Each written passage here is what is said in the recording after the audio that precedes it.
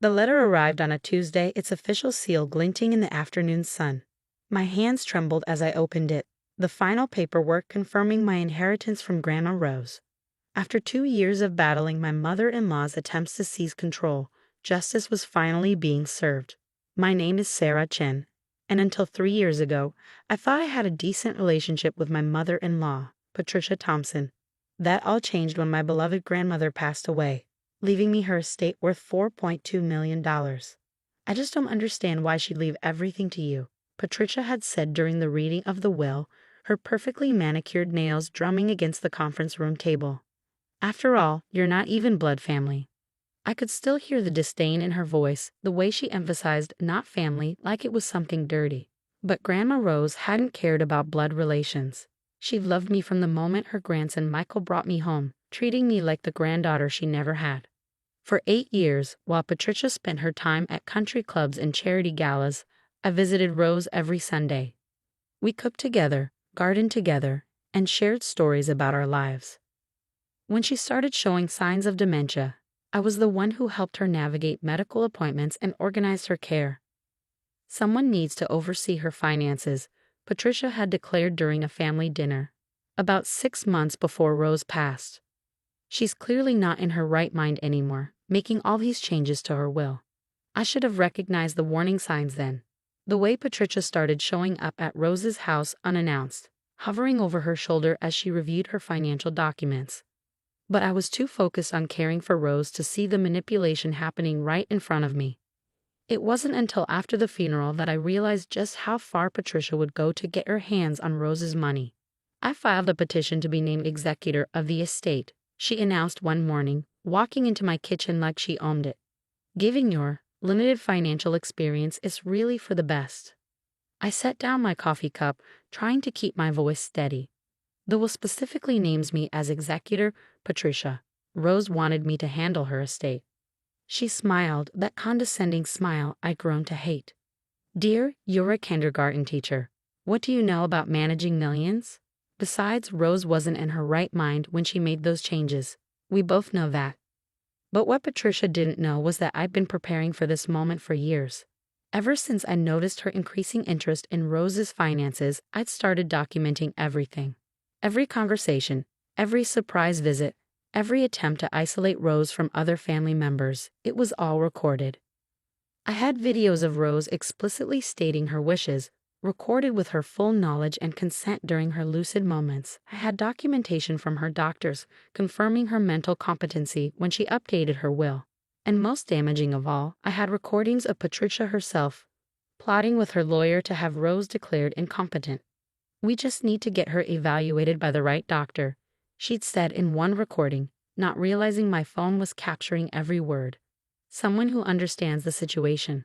Once we have her declared incompetent, we can challenge anything she's done in the past year, including that ridiculous will.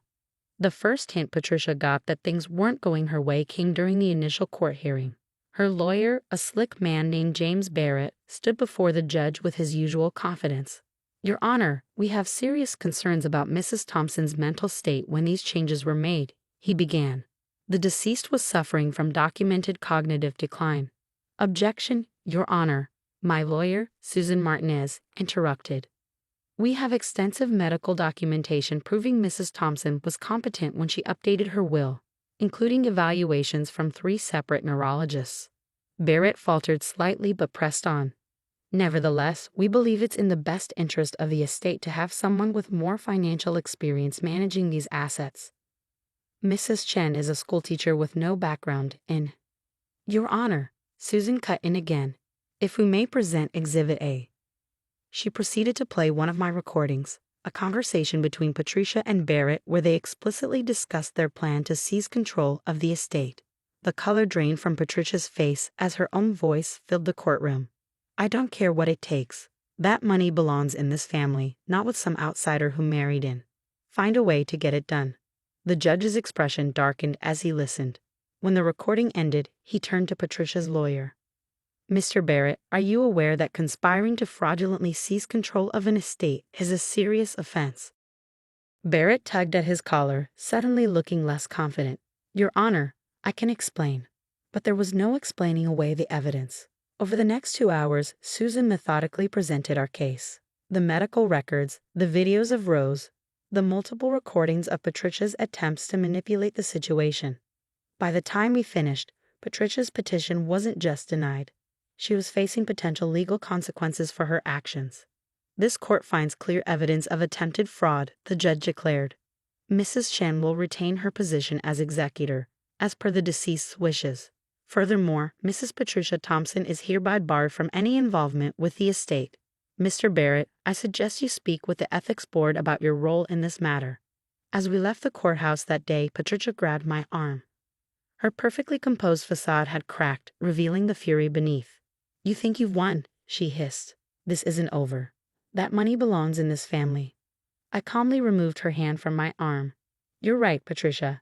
The money does belong in the family. That's exactly where Rose placed it, with me. You're not family, she spat. You're just some gold digger who wormed her way in. Mom, stop. Michael's voice cut through her tirade.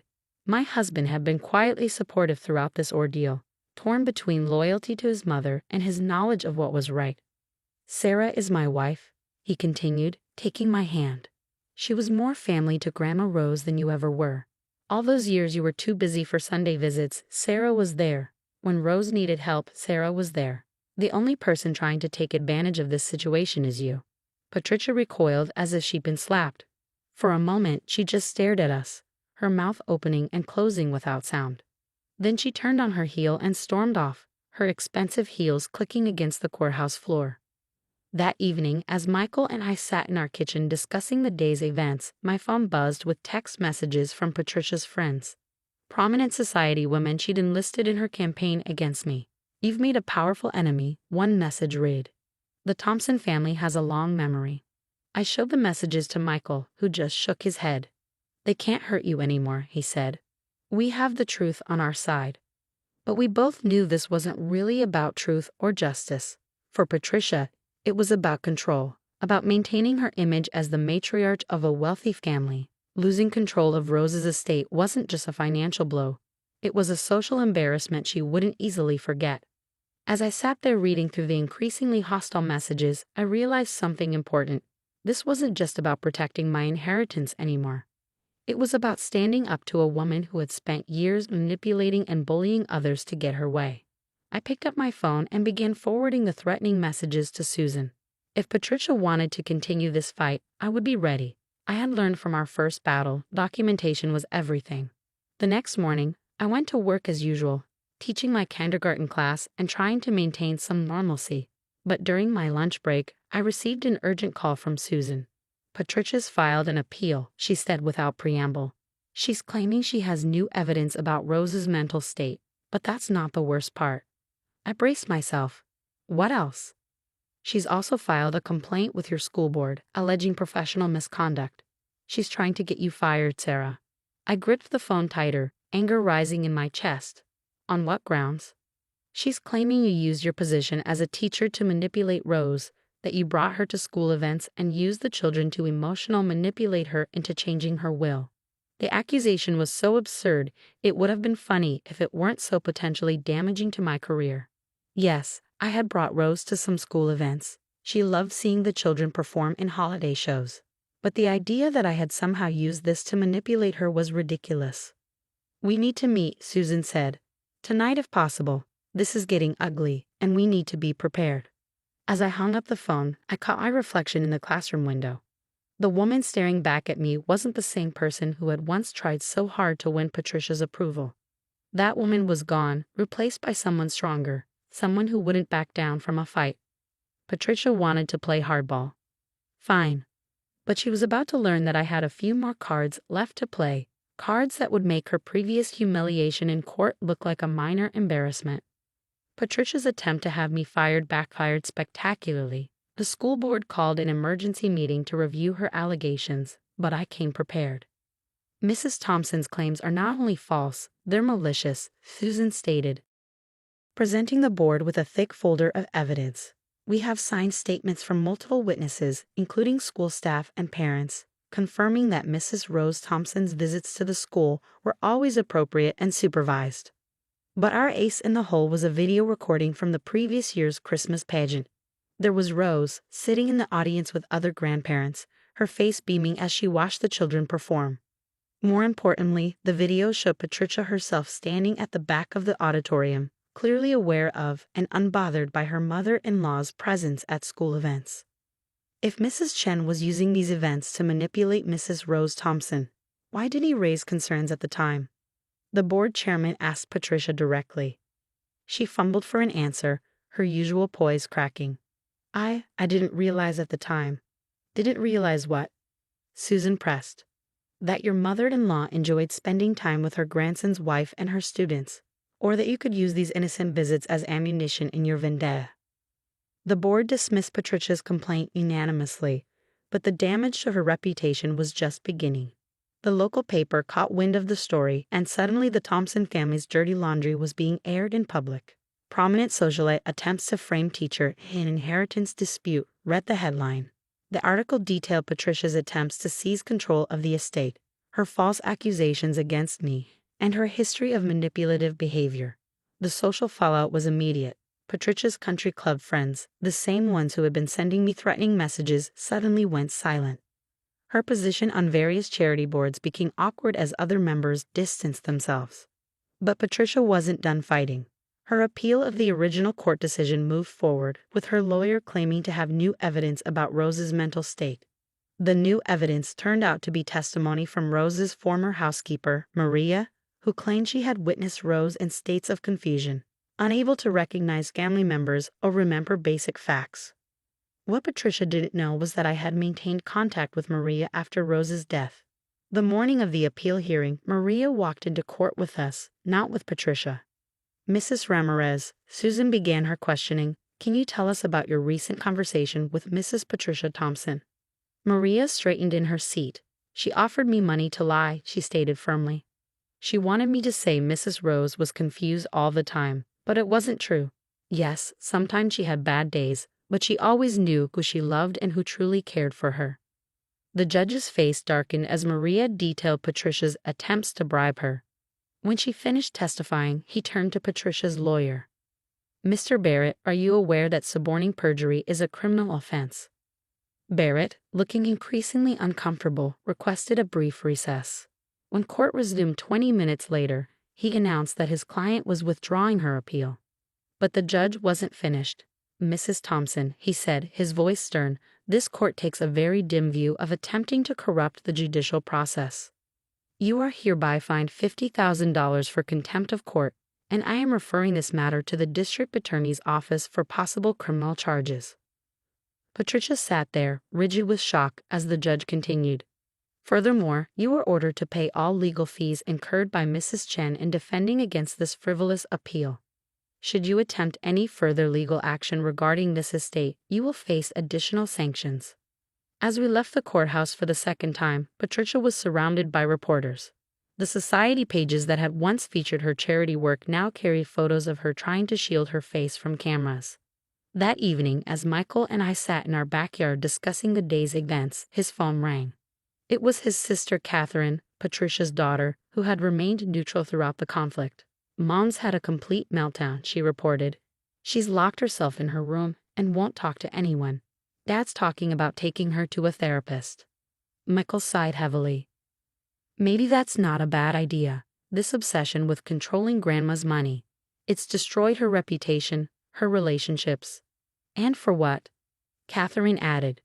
The money was never hers to begin with. Grandma Rose knew exactly what she was doing when she left everything to Sarah. After hanging up, Michael turned to me. I'm sorry, he said softly. Sorry for all of this, for not standing up to her sooner. I took his hand. You did stand up to her when it mattered most. And now maybe she'll finally get the help she needs. Over the next few months, we heard through family members that Patricia had indeed started seeing a therapist. The potential criminal charges were dropped after she agreed to make a substantial donation to a local elder care facility. As for the inheritance, I honored Rose's wishes exactly as she had intended. Half of the money went into a trust for education, both for our future children and for scholarships for underprivileged students. The other half was invested in expanding the small community garden Rose had loved, turning it into a thriving urban farm that provided fresh produce to local food banks. 1 year after our final court battle, I received an unexpected letter. It was from Patricia, written on her therapist's advice as part of her recovery process. Dear Sarah, it began. I owe you an apology. My actions were driven by pride, greed, and a misguided sense of entitlement. I convinced myself that you were the outsider, the threat to our family's legacy. In reality, you were the one truly carrying on Rose's legacy of kindness and generosity. The letter went on for several pages, expressing remorse for her actions and asking for a chance to make amends. It was signed simply, with regret, Patricia. I showed the letter to Michael, who read it carefully. Do you think she means it? He asked. I don't know, I replied honestly, but I'm willing to find out. The following Sunday, exactly 3 years after Rose's passing, we invited Patricia to join us at the community garden. As she walked through the thriving beds of vegetables and flowers, I could see something in her expression shift. Rose would have loved this, she said quietly, touching a blooming rose bush, one of many I had transplanted from her original garden. She always said gardens were for growing people, not just plants. That's why she left everything to me, I said gently, not because she loved me more, but because she trusted me to grow something meaningful from what she left behind. Patricia nodded, tears in her eyes. I understand that now. I just wish I hadn't had to lose so much to learn that lesson. As we walked through the garden together, I thought about Rose and what she would make of all this. She had always said that money was like water. It could either nourish growth or erode foundations, depending on how you used it. Patricia's attempts to seize control of the inheritance had nearly destroyed our family. But in the end, Rose's wisdom had prevailed. The money had done exactly what she intended. It had revealed true characters, tested relationships, and ultimately helped heal old wounds. Today, the community garden stands as a testament to Rose's legacy. Local schoolchildren come for lessons about growing food and caring for the environment. Families gather for community events in the pavilion built in Rose's memory. And yes, Patricia occasionally volunteers, working alongside others to tend the gardens her mother-in-law loved so much. She's different now, humbled by her fall from grace, but perhaps better for it. The perfectly coiffed society matriarch has been replaced by someone more genuine, more willing to get her hands dirty in actual soil rather than family politics. As for me, I continue teaching kindergarten, sharing Rose's love of learning with new generations. The inheritance changed many things in our lives, but it didn't change who I am or what I believe in. Sometimes, when I'm working in the garden, I think I can feel Rose's presence among the flowers she loves so much. I imagine her smiling, satisfied that her legacy grew into something even more beautiful than she planned. And I smile too, knowing that the real inheritance wasn't the money at all. It was the strength to stand up for what's right, the wisdom to use resources for good, and the understanding that true family isn't about blood or money, but about love and trust freely given. Patricia learned that lesson the hard way. But in the end, maybe that's exactly what Rose intended all along.